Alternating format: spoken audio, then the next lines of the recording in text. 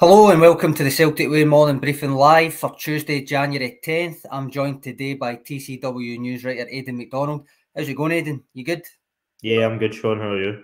Not bad, not bad. It's weird being so quiet today with no drawbridge getting put in it in Castle Haggery. But I mean, before we start, always need to do this before we start. We've still got a subscription offer for you. Last couple of days of this offer, £1 for 2 months of full access to the website. As we're always saying, we're more than a podcast. On the website, there's all sorts. There's in-depth features, there's analysis, statistical and otherwise. There's opinion columns, deep dives, big interviews, and all sorts on the site. And you can get access to it all and support us as well for just £1. Or if you prefer doing it yearly, there's 25% off that just now. It takes you down to £26. So get on that on the website today. There's a couple of things actually. Tony did last night's newsletter on Jota's kind of return to form, which might be coming at the right time for another League Cup semi-final masterclass, because obviously last year the St Johnstone game made the Rabona, he got man of the match. I know he never scored the goal, but he was man of the match. I was doing the ratings, I was at Hampden, and he was the standout that day. So Tony thinks that's coming again this weekend, given after his illness and he's kind of been off the boil, that he came back against Rangers, made a contribution in the derby, and then scored the opener against Kilmarnock. So he's convinced me, Aidan. I don't know about you. Yeah, he's been in really good form, and if there's a game you want him to sort of score or get another goal, I should say, sorry, then obviously you'd want it to be at Hampden. That was actually a good shout about the Rabona at last season. That's something I just completely forgot about. Obviously, just so much happening over the last 12 months. There's a wee clip of that in that article I've shoved in as well, just if anybody forgot about it as well. But and then in addition to that, Stuart Ross has had a wee dig into Daizen Maida's post World Cup form, because I think we can all see he's been playing at a slightly different level. He's been a lot better since he came back. He's found his scoring touch. But Stuart points out it's not came at the expense of kind of supplying others. He got another assist at the weekend, and it's more to the point, it's not came at the expense of his magnificent defensive performances. So Stuart's dove right into that. Well worth a read. Got some of the data, some of the kind of the other stuff about his performances. So always like a wee bit of Daizen Maida propaganda, Aidan, since I tipped him to be an outside chance for the top scorer award, and it's not quite happened, but. It's not quite happening, but you know, he's been putting up good numbers this season, Sean, so you never know. I think it would maybe still take a major injury, to be honest, for him. He's a top goal scorer. And also, as we said yesterday, the Celtic Way Morning Briefing is now sponsored by Seneca Medical Group. Seneca are the #1 hair transplant company in Europe and offer innovative hair restoration treatments. And you can find out more about them via the links in the description of this video. Right, Aidan. Okay, it's Tuesday. Last game was Saturday. The next game Saturday. Nothing but training in the meantime. Yet the first topic today is still VAR. Now, a report by Jordan Campbell of The Athletic earlier in the week said that the Professional Game Board has contacted all 12 top-flight clubs, and they'll be invited to voice their concerns and more to the point, propose changes or clarifications on the handball rule in particular. Now, I had heard of the Professional Games Board, but I wasn't really sure what it was. So I had a wee look in the SFA site and stuff, and it as it always is, it's unclear what their actual remit is.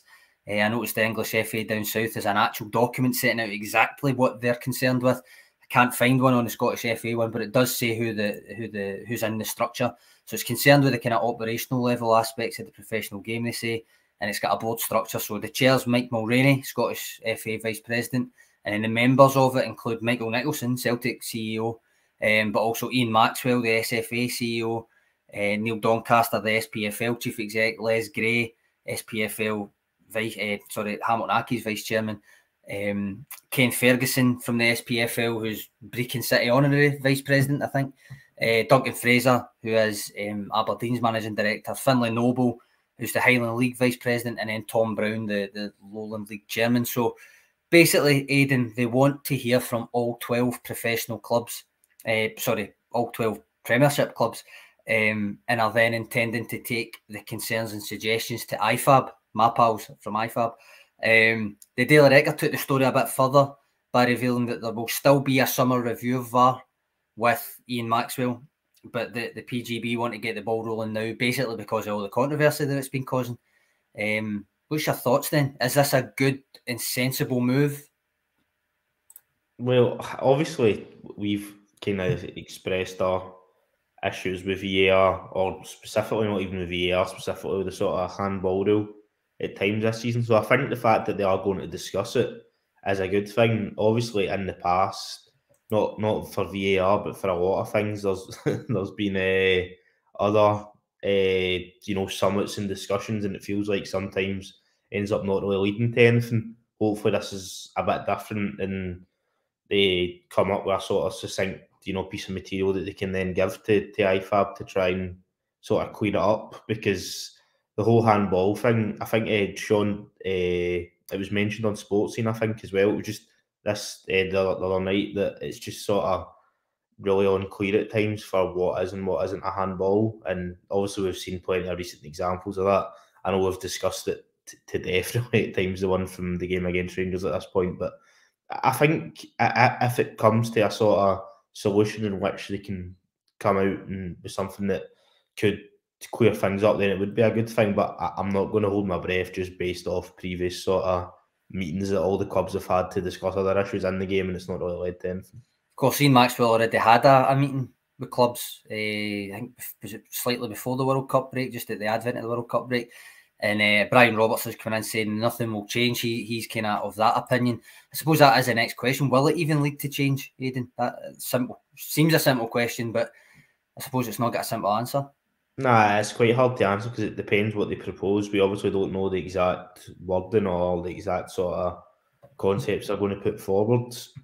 Will it lead to change? Hopefully it would lead to things being cleared up a wee bit more, but as I don't want to repeat myself, but I'm not going to hold my breath just purely based off previous meetings that the SFA have had with clubs for other issues, and it either drag stuff on for ages or just lead to nothing really happening. But hopefully this is different.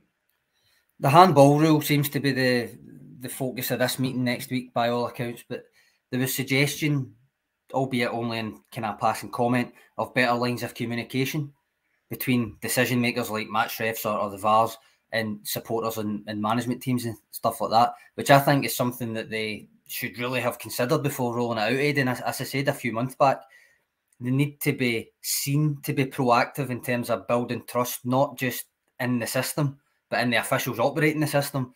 Should have been given much, much higher priority for me. They know the landscape in which they operate, so why have they ignored it, is what I would say.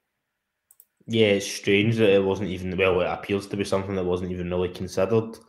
And that is another thing that would be quite good to come out of the meeting if it was then established that they had to make clear why said decision was made. Not maybe quite, they come out and they produce like a 20-minute video or a big massive document after every single game, but just that there's some sort of clarity, that it's clear why the referee made this decision, whether it's through on the live coverage when you're watching it or something at the game. I don't know the exact specifics, but that would be another good thing if it came out of it, if they could sort of hash out something that would allow that, because I think that would put more trust in the officials from supporters of all clubs, and it would lead to a bit more transparency, and overall it would make the game better. So yeah, as well as sort of discussing the handball rule, it would be quite good if they could make clear that there was going to be some sort of way that the referees or / the VAR officials could communicate why decisions were made. I mean, if there's an avenue to make officials less of a protected species, as I keep saying, in terms of the decisions, I'm all for it. You all know where I stand on it. I've been saying for months the kind of reference to that NBA last 2-minute report concept of publishing a text base, as in you don't need to go and stand in front of a camera right after the game and say it, but publishing a text-based explanation in maybe say within 48 hours, within 24 hours, for any game-changing or game-altering decisions made. They use it in the NBA, they use it near the end of games, but that's why it's the 2-minute report. But given football such a low-scoring sport, for me, it would be any decision that met the threshold within the 90 minutes, the 97 minutes, whatever it is that they play, by the time injury time's been applied and stuff. So, for instance, those decisions that are already automatically meant to be checked by VAR would all qualify for this, and under my idea, written report, and any other non-calls. So it doesn't need to be just something that they've called, whether they've called it right or wrong. If they choose not to call something that in retrospect they should actually have to explain, that would be in this report as well. And it would need to meet a defined criteria for having potentially impacted the scoreline, for instance. So say an official, I don't know, say this is something that happened earlier in the season, say an official doesn't blow for a head knock initially, and a team has a shot on goal, wins a corner. It doesn't even need to result in a goal, but it results in an attack that could have resulted in a goal. then the official needs to explain why they didn't stop the game. Like that kind of thing. Because it happened earlier in the season when, what was it, the Hearts game? I can't remember. It might have been Dundee United as well. There was one, and I came on here and mentioned it after it, where the referee took what felt like ages to blow for a head knock. It happened near one of the assistant referees, and they had no reaction to it whatsoever. Now, obviously, it didn't lead to a goal and all that, but I do think there should be a provision in this idea that I'm talking about where they need to say why they didn't, why there was a non-call. Now, I don't know if you listened to Aidan. I says to you and Tony in the group chat the other day, this is something you need to listen to, but having listened to Kenny Clark, former referee, attempt to go toe-to-toe with Michael Stewart on Sportsound over the weekend, to me, it seems that the response would probably be, to this kind of idea, would probably be that it would be more trouble than what it's worth, or that they tried something similar with that whistleblower site a few years ago and it didn't work because I think Kenny Clark said it only really generated negativity. Now, to that, what I'd say is have faith in your own officials. It's not always going to be the case that why they got it wrong. It can conceivably why they got it right, and then foster some of that understanding of the thought process that hides behind the word interpretation a lot. I mean, I went on a bit of reading, but that's my two bobs worth anyway. I don't know. Maybe I should set it down in paper before somebody else does. I think it would be a really sort of efficient way to basically just improve the whole relationship between fans and officials, coaching staff and players and officials.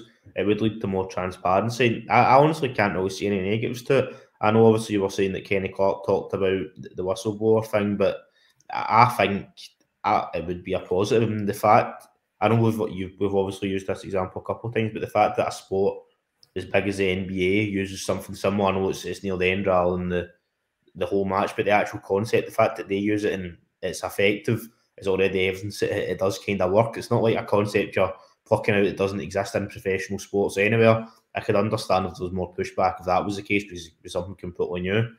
It feels like something that would be good, but I can't see them doing it, unfortunately, Sean, just based off sort of the protected species thing. Yeah. I think it would really improve everything to do with the game, in particular with VAR. There's never going to be a better time to introduce it after not long since they brought in the technology, but I just can't see it myself. I mean, when Kenny Clark brought up that whistleblower site and said that it didn't work really and it just fostered negativity, Michael Stewart had said basically that if you just completely still refuse to... Basically, Kenny Clark could say that fans are always going to moan regardless. Is basically the gist of what I think he was saying. And Michael Stewart said that's where the comment went viral, that it was a lazy thing. It was a cop out, and that the attitude would be kind of considered to be, oh well, we get it right, and the fans are only moaning because it went against their team. That's what Michael Stewart said, and I think he had the measure of the argument basically when he said that. But to me, it comes back to that transparency thing. They know the landscape in which they operate. Scottish football in general, and Celtic fans more than any fan base, have actual reasons to distrust the authorities as well. And that's not just me blowing smoke. That is a fact. So knowing that Scottish football fans in general, but Celtic fans in particular, have reasons to kind of distrust officialdom in general, why not recognise the landscape in which you operate, to the extent that, if anything, you go overboard with the explanations and overboard with the kind of trying to foster this trust that just isn't there? Yeah, I completely agree. And to be honest, it's something along, as you've mentioned, it's something it should be long before VAR came in. It should have been an idea that was sort of regularly floated or brought in just for sort of because of the landscape of Scottish football, the fact that it's taking this sort of technology to come in, the actual for them to sort of talk about raising it at a meeting and potentially something that we brought in is well overdue. But I think it would be a good thing, and I've mentioned that before on this. I just don't think it's going to happen, and the fact that sort of Kenny Clark's pushback is obviously, I would say, is probably reflective of a few officials in terms of how they would feel about that, and it does go back to the sort of protected species thing that you mentioned. I just think his reaction, obviously, I can't say that's what every official's reaction would be. I'm not saying that's the case, but I think the fact that he was, even though I've also disagreed with what he was saying, he seemed to sound confident in what he was saying, even though it didn't really hold up in that sort of debate with Michael Stewart. The fact that that's sort of the opinion he was holding makes me think that he's not the only one that's sort of got that point of view in regards to officials. I agree with you. I don't think it will be. People use the phrase like turkeys voting for Christmas. I don't think it would be unless you genuinely think that, like Michael Stewart said, the referees are simply interpreting it completely wrongly.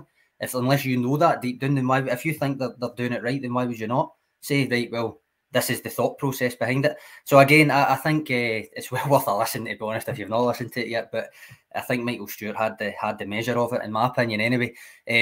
Carl Nemzo comes in here and says there are terrible calls all around the globe, whether it's the NBA, the NHL, English Premier League, etc.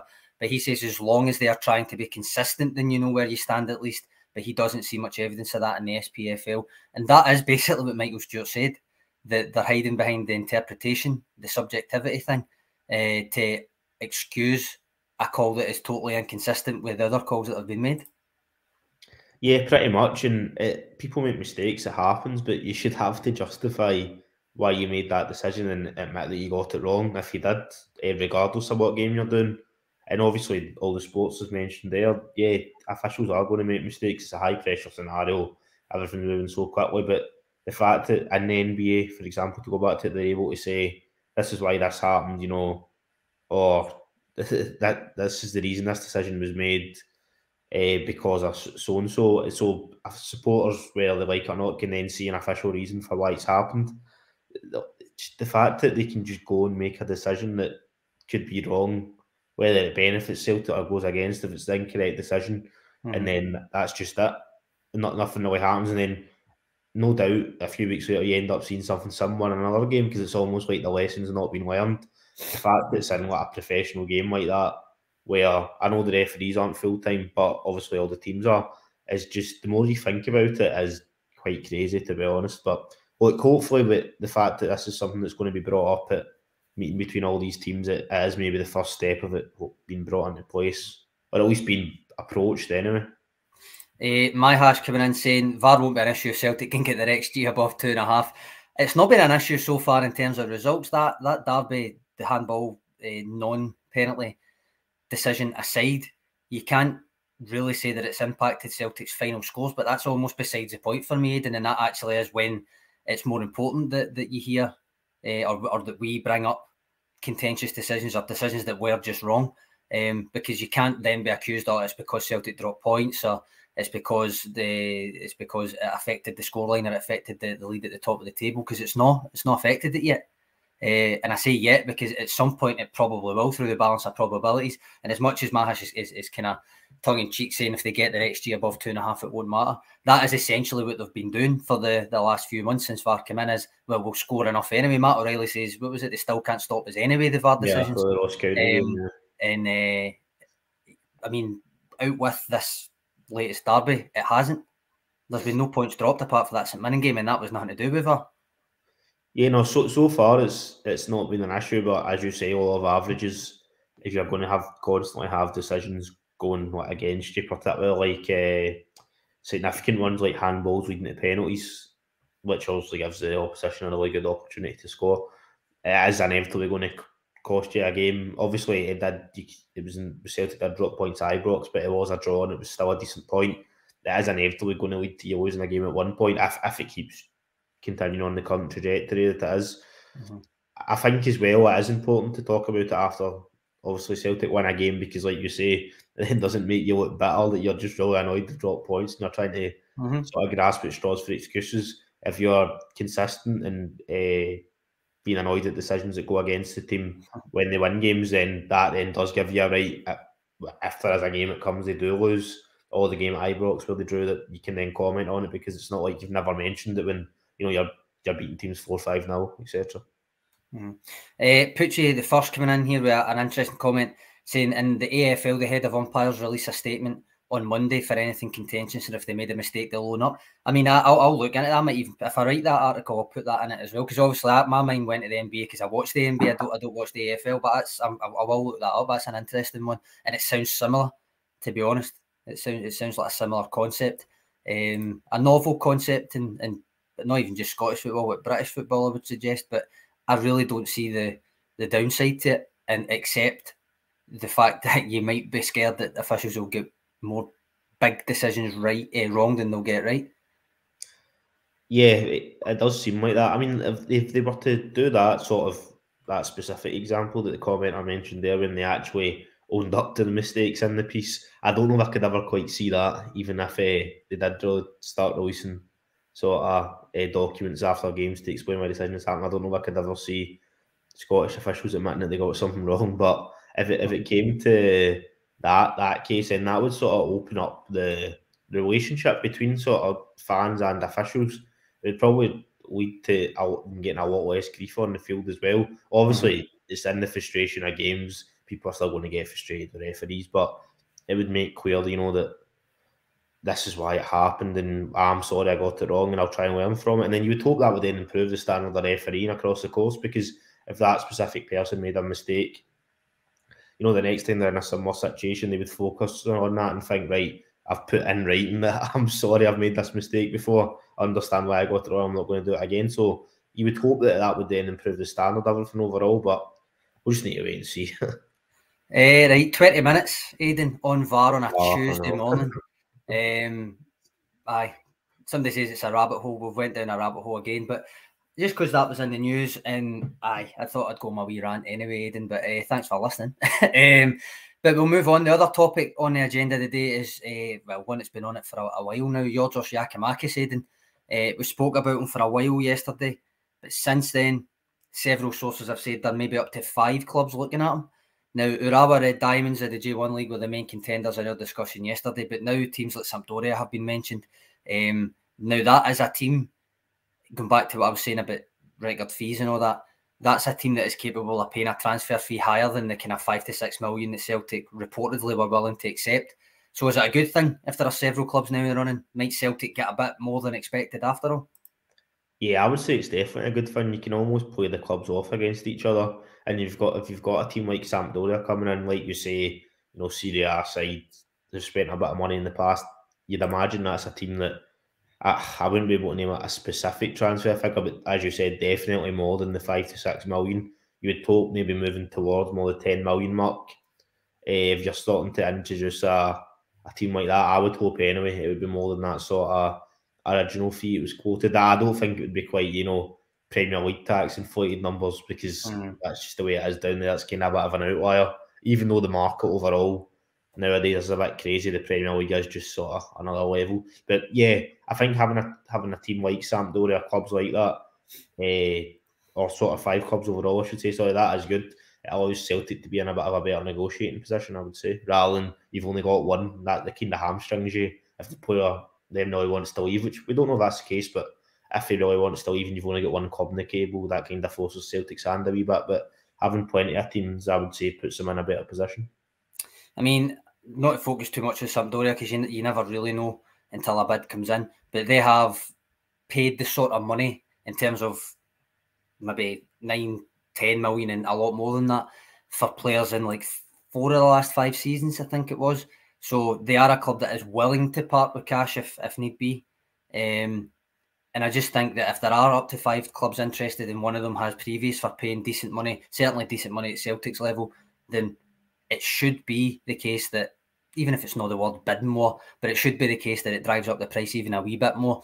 Because I think a lot of people were hoping that when it came out with the Midtjylland reports that Celtic were willing to accept about 5 to 6 million, I think a lot of people were saying, well, can maybe get a bit more for the Eredivisie and then SPFL Premiership top scorer in back-to-back seasons, even though, as I've said, his peak value is basically the last window probably, but even though his age is maybe obviously the peak year, but not paying for potential, that thing I always say.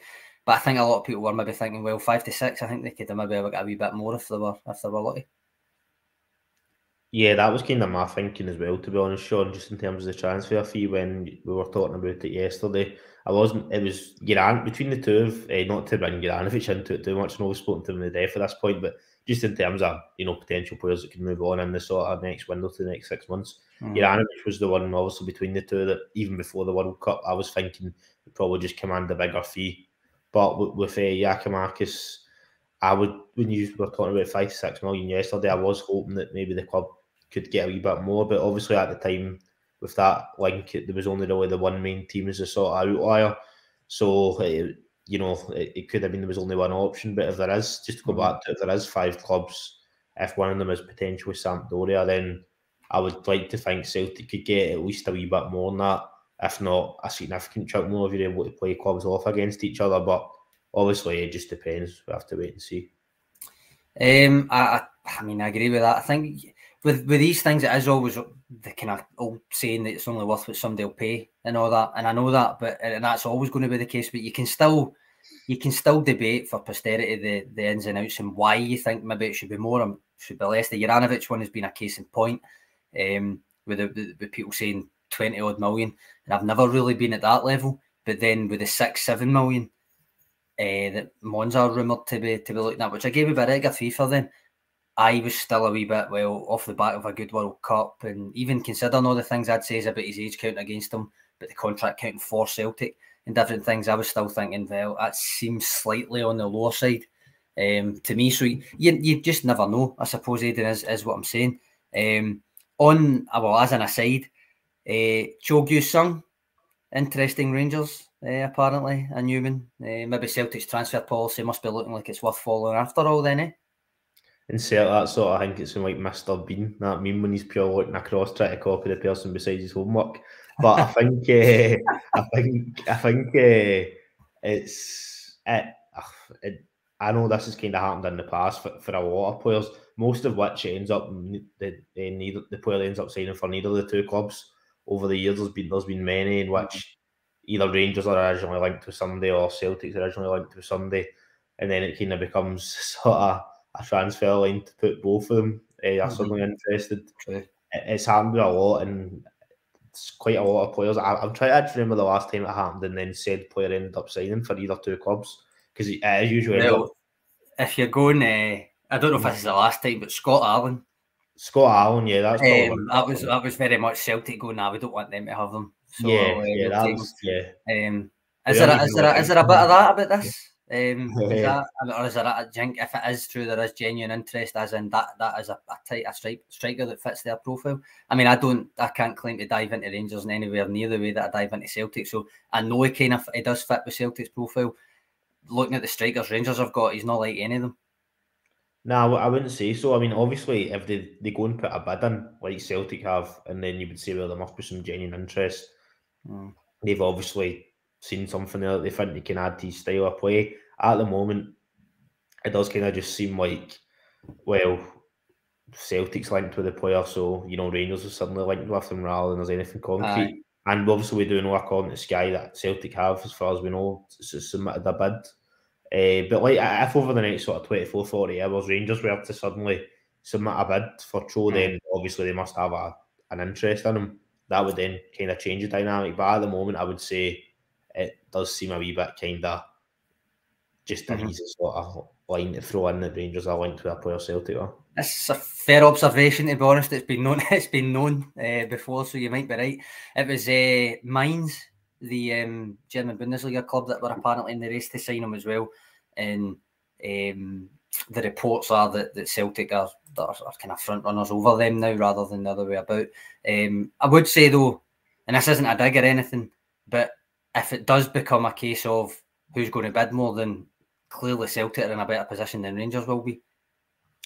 Yeah, you would think so. I mean, the fact, obviously, just based off where they're sitting this season, what club would they want to come and join a team, basically the team that's got a bet at the moment? I was thinking more finances in terms of finances are far, far better. Finance as well, particularly if you're going to potentially sell Giakoumakis and Juranovic. Forgot his name there, given how much I speak about him. You already got him at the door? I know. Juranovic and Giakoumakis, if they're both to potentially leave, then that would obviously increase the sort of budget you could offer a player in terms of wages / transfer fee even more. And I was more just thinking, I know finance, but I was just thinking at the moment, Celtic are in a better position to offer Champions League football, at the start of next season, which in January, I'd imagine is something that a lot of players think about. We've obviously mentioned in the past about building the squad for January. Building the squad, adding to the squad, in January for the Champions League next season. So maybe from a sort of player coming in perspective, that could be something that he's considering which at the moment, given Celtic's 9 points clear, they can offer that. Yeah, we'll just need to wait and see on that one, is what I would say again. Gary McDowell coming in saying if Joe doesn't come to Celtic, is there a backup option that you know of? There's been plenty of names bandied about. There isn't another side. Hamulich is the one that comes to mind right away. Mostly because Stuart compared him and Joe directly when both of them were at the same time. You've got Angelo Tyro coming in saying, where's Ajeti anyways? He's obviously still at Sturm Graz. He's technically still a Celtic player as well, Aidan. Can't really see him coming back and making any sort of inroads. I think that the hope is that he gets purchased, whether it's Sturm Graz or whether it's someone else. I don't think they're back until start of February. I think they take a break from end of November right through to the start of February, the Austrian Bundesliga. So I suppose you'll just need to monitor him and see what happens. The hope is, I suppose, that he scores a few goals between now and the end of the season and someone bids. Yeah, that is the hope. I mean, he scored a couple at the start, and obviously they were in that crazy Europa League group where I think it was with one game to go, every team had the same points or something. Every team could qualify. With Ajeti, I mean, to be honest, see when he first came in, it seems so long ago now, but I remember when he first signed at the time, and I was quite excited about him because he had a good goal scoring record at Basel. He'd scored goals in the Champions League as well, which probably isn't often sort of a start that would be on the radar for a player Celtic were trying to bring in from a forward point of view. He'd also went to West Ham and it hadn't worked out, but they'd also something in them originally. I was quite excited about Ajeti, but we don't need to go in there. We know it didn't work out, but this is the best case scenario now, is like you say, gets a few goals the second half of the season, and some teams want to take him off Celtic's books in the summer. The comment in here, John McCauley saying, what about Mikey Johnston? Has his loan turned out well? Well, I've dug out there, you probably heard me typing. We had an article up at the end of November. Stuart went and kind of scouted basically what Stuart does, he scouts people, scouted Mikey Johnston's loan performances for Vitória over in Portugal, and I've put a link in the comments if you want to read of that. It was good. I mean, again, it's the same argument. The only difference being age, I suppose, as I made with Rocco Vata, in that if you're in that squad, there's so many in front of you that it's very hard to make the breakthrough. It's very hard to even get a chance to make the breakthrough. So I think that'll apply to Mikey Johnston when he comes back, just as much as it applies to Rocco Vata in the B team just now. Yeah, it's going to be hard for Mikey Johnston. There's so much depth in the winger position. Even before Celtic added Haksabanovic, really, in the summer, there was already so many players in those positions. Jota, Maeda, Abada, even Forrest, who's came into it a wee bit more this sort of campaign. There's a lot of competition there. Even if Mikey Johnston was, flying and contributing a lot, it would still be hard for him to be in the team every week. I mean, you've seen with Abada, his numbers have been excellent and he's been in and out. Even if Mikey Johnston was putting up those sorts of stats, there wouldn't be a guarantee he was playing every week. There's definitely a player in there with Mikey Johnston, and obviously as a fan of him, I would say the fact that they gave him that contract extension before they put him out on loan, he must see some sort of future. My only sort of thing is he's not played loads in Portugal. I mean, he's played more than he's definitely played in the last few seasons for Celtic. He's been starting lately, he's been starting lately. He has been starting, but I know obviously there's been a break for the World Cup, I understand that, but I was hoping he might have played a wee bit more, but there's still half a season left, you know what I mean? He could play I'd be hoping to try and play at least another 20 odd games or so, even more than that before he comes back, just so he actually gets a full season of, if he's not injured as well, sort of uninterrupted football, because he's not really had that since he's been a professional player. Since he made his debut, it was the Invincible season he made his debut, wasn't it? And since then, every season he's had an injury, some more serious than others. Sometimes he's had an injury that's kept him out for the almost whole season. Other times it's been wee knocks here and there, but the sort of mount up, it would be good for him to get just a whole season. But yeah, the fact he's been starting a wee bit more recently is positive. I think he started 9 of the last 11 games. That is which is a decent run. He's 2 goals, 2 assists in that time as well. As I say, and to be honest, their form's not been great lately, but nonetheless, he's still getting a game. And as I say, Stuart's the link's in there in the comments if you want to read what Stuart had to say about him at the end of November. So, but I mean, we'll do another update on him before the end of the season anyway. That's the plan. For a couple of, not all the loanees, I think the loanees that you feasibly think might come back and have some sort of role or even get a chance in pre-season to stake a claim. So Mikey Johnston, I think, does still qualify as one of those. Yeah, definitely. The likes of Ajeti, I don't think does. maybe a drastic upturn in form might change that, but I doubt it. And then you've got the likes of Ismail Assoro, also in Portugal. You've got Vasilis Barkas, who is by all accounts actually doing quite well on loan. Is it Utrecht he's on loan with? Yeah, Utrecht. So that, I mean, I think probably the bridge is burnt there, but that might still be worth looking into in a wee bit more detail for us. And as I say, I've actually forgot about it. That I'm going to get Unleash Tony to talk about Joe Hart at some point on here, because he's been making noises. He wants to talk about it for a wee while. But the succession plan for Joe Hart is something else that is in the back of my mind, in terms of, might not be an immediate requirement, but it will need to be taken care of. Whether it's Toby Uwillayemi is going to get his chance, whether it's going to be, I doubt it's going to be Scott Bain, whether Benjamin Siegrist, do you think, is capable of it, or if he's just there as a backup, or whether it's someone that we've not heard of yet, or even Barkas coming back. I think it's definitely going to be a discussion that come the summer is going to be right at the focal point of the fans' sort of point of view, and probably the transfer window in terms of speculation. That's a position I think that will be highlighted. Obviously, we knew we needed a goalkeeper a couple of years ago, 2021 when Joe Hart came in. And then last summer, I think everybody was pretty happy with Joe Hart's contribution across that season. So there wasn't a lot of discussion.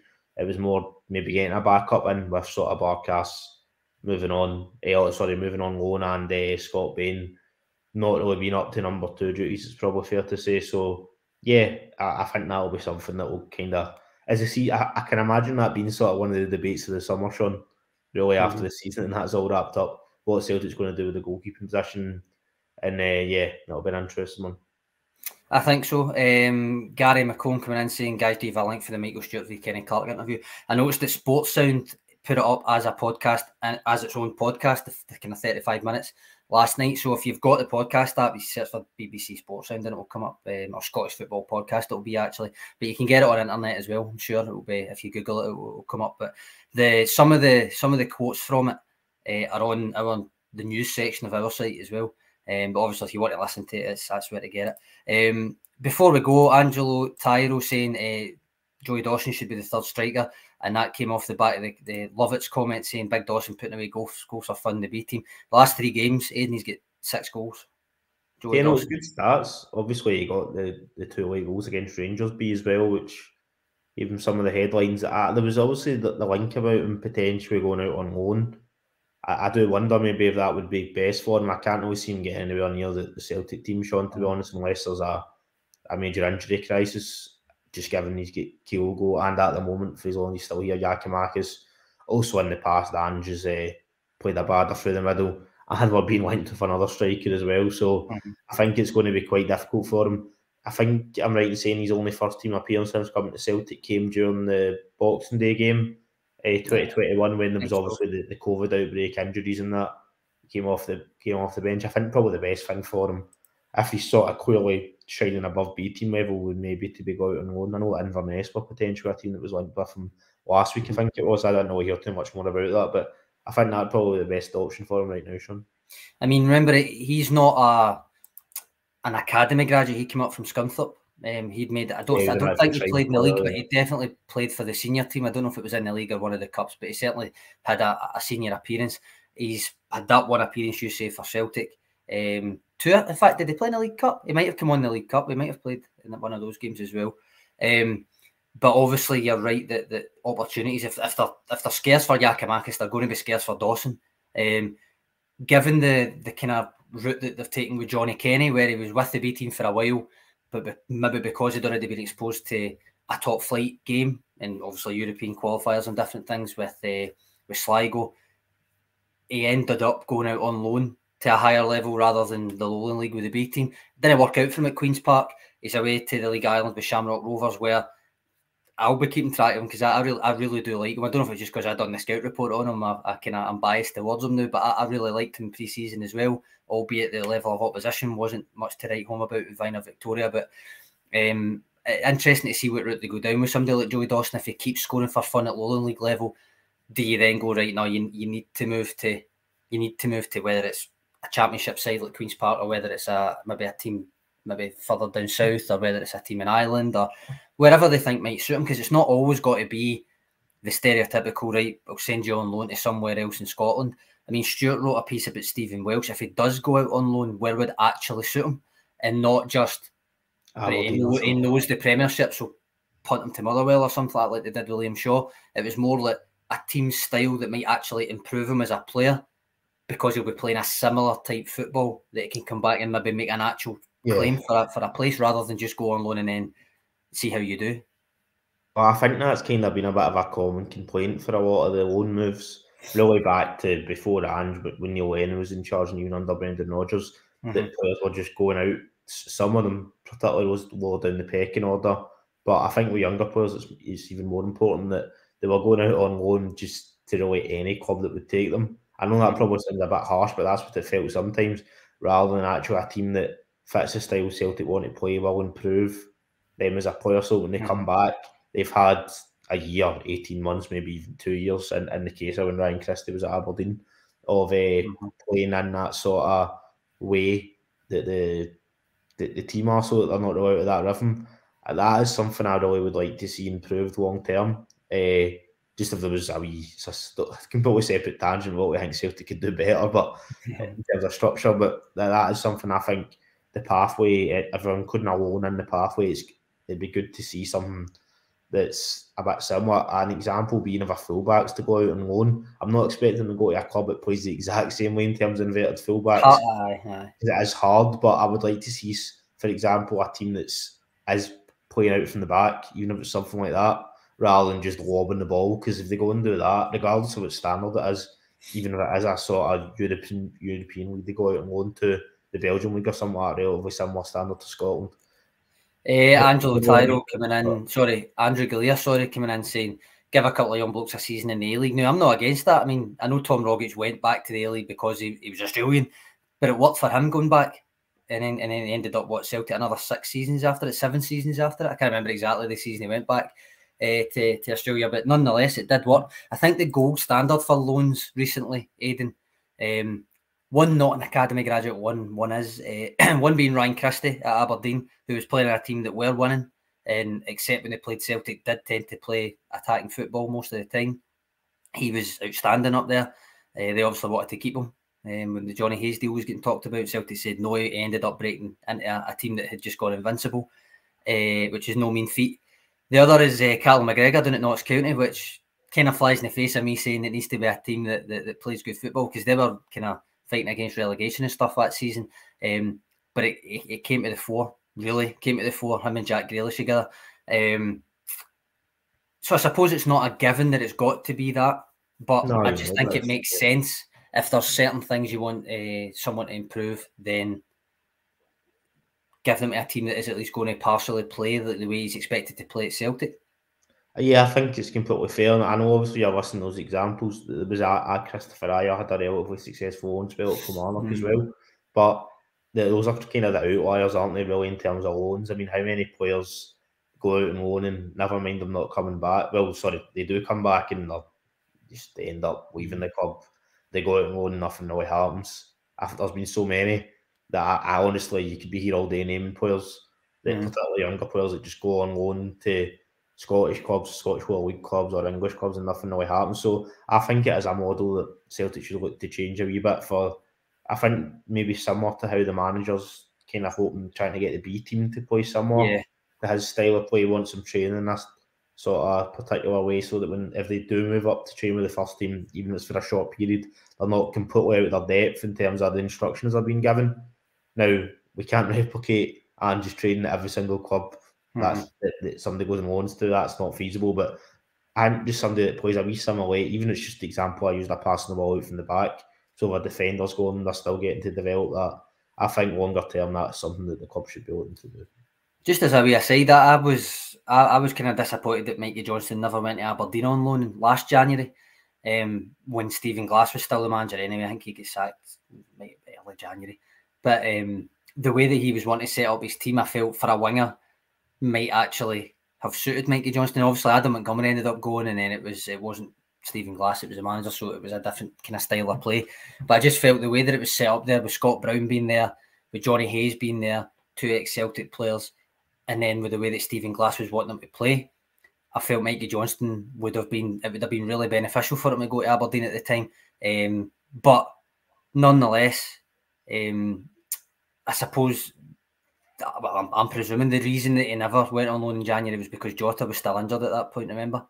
So I think it didn't make sense to let another winger go just in case his recovery didn't go as planned. Yeah, that would probably be why he didn't move on in that. I didn't go on loan, sorry, in that period, because obviously Jota ended up coming back from the hamstring injury a lot quicker than anybody expected. I think that kind of gets forgotten about how quickly he sort of bounced back from that, but a lot of that could have been the case that Andrews didn't really need to turn to Mikey Johnson, so we can't be sending him out on loan, because otherwise that would have probably been a decent enough move for him at the time. With what happened with Aberdeen, obviously last season, it probably would have been similar to Montgomery, and it would have kind of fallen apart a bit, but at the time it would have been a good move when it was the January transfer window. Right, Aidan, that's 45 minutes or so, roughly split in half between VAR and then just other assortment of other Celtic stuff. Anything else to add before we wrap it up? No, I think that's us, Sean. We've covered set the world to rights today, yeah. Right, we'll call time on it there, shall we then? Good stuff. I think another reminder before we go, we've got that New Year subscription deal running, which is £1 for 2 months or £26 for the year, which is 25% off for the yearly price. So get on that. As always, really chuffed with how many you have done it. Very much appreciated. And thanks again to our new sponsor, Seneca Medical Group. As I said at the start, sorry, I've actually put that back down there. As I said at the start, they're the #1 hair transplant company in Europe and offer innovative hair restoration treatments, and you can find out more about them via the links in the description of this video. But for now, Aidan, thank you for your contribution. We'll be back tomorrow. Me and Tony, I don't think you're on tomorrow, Aidan, are you? It's just me and Walt Haggerty. Castle Haggerty in the background again. Yep, we'll catch you all tomorrow. Thanks a lot for all your messages, guys, and your comments. Thanks a lot, Aidan. Cheers, guys. Cheers.